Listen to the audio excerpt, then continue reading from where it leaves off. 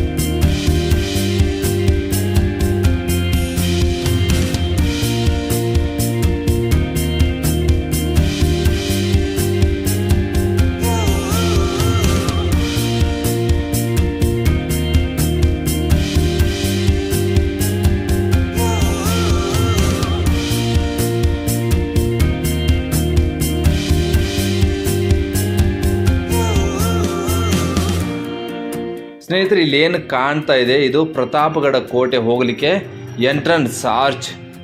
ಇಲ್ಲಿಂದ 3.5 ಕಿಲೋಮೀಟರಷ್ಟು ಇನ್ನೂ ನಾವು ಹೋಗಬೇಕು.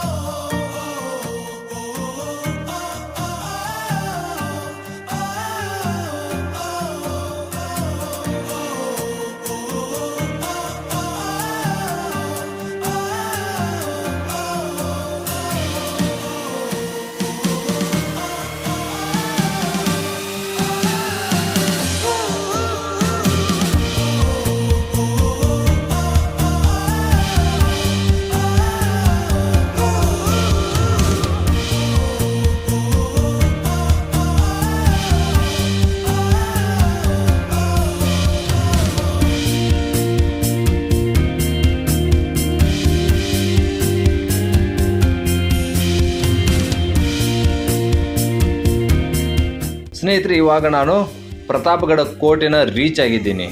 ಈ ಕೋಟೆ ಮೇಲೆ ಹೋಗ್ತಾ ಹೋಗ್ತಾ ಈ ಕೋಟೆ ಇತಿಹಾಸವನ್ನು ಹೇಳ್ತಾ ಹೋಗ್ತೀನಿ. ಯಾಕೆ ಇಷ್ಟೊಂದು ಫೇಮಸ್ ಆಯಿತು ಈ ಕೋಟೆ ಅಂತ.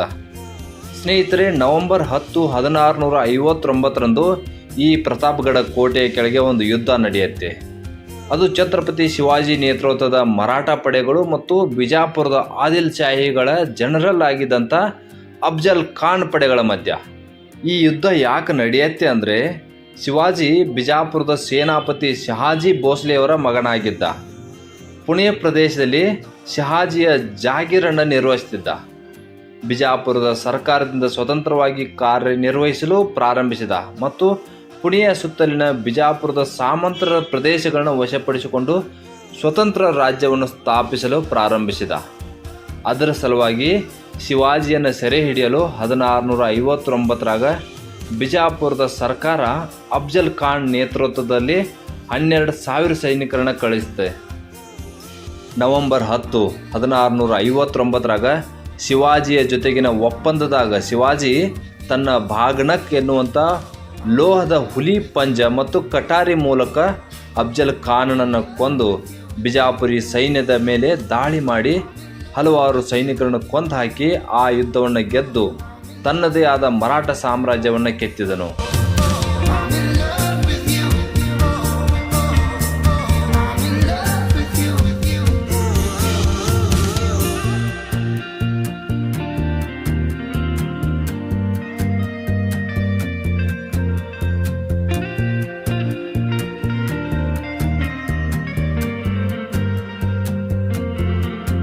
ಹದಿನಾರುನೂರ 74ರಲ್ಲಿ ಅವರು ರಾಯಗಢ ಕೋಟೆಯಲ್ಲಿ ಅವರ ಸಾಮ್ರಾಜ್ಯದ ಛತ್ರಪತಿಯಾಗಿ ಕಿರೀಟವನ್ನು ಪಡೆದರು.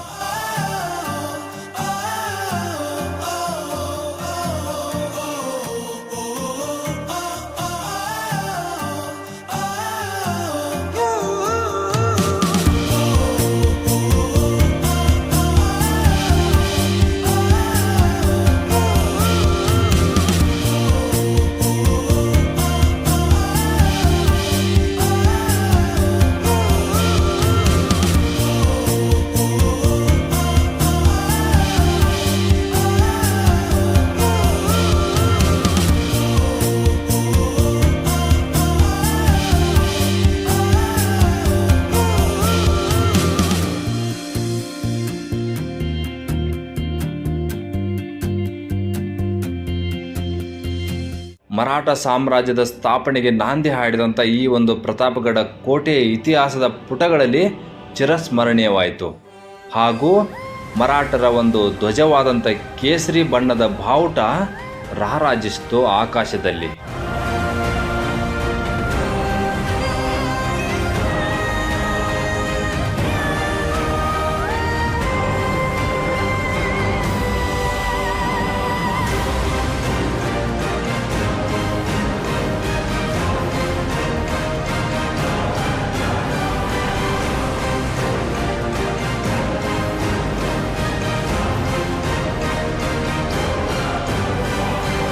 ಸ್ನೇಹಿತರೆ, ಇದಿಷ್ಟು ವಿವರವಾದ ಮಾಹಿತಿಯೊಂದಿಗೆ ಈ ಪ್ರತಾಪಗಢ ಕೋಟೆಯಿಂದ ಮಹಾಬಲೇಶ್ವರಕ್ಕೆ ಹೋಗೋಣ ಬನ್ನಿ.